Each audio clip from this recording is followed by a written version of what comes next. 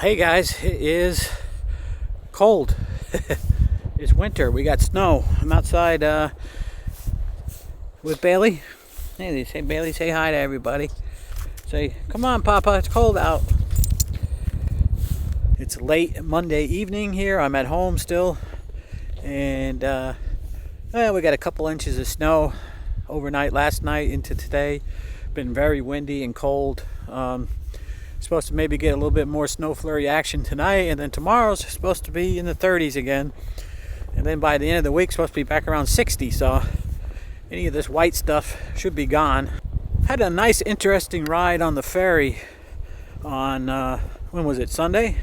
Yeah, Sunday, because it was super windy, and it was a pretty rocky rolly ferry ride with lots of big waves and stuff. But I took some video of it, which I'll show you right after this, and maybe give you an update on the truck tomorrow or the next day. I'm going to be home for at least another day or so. But anyway, everybody take care. We'll see you.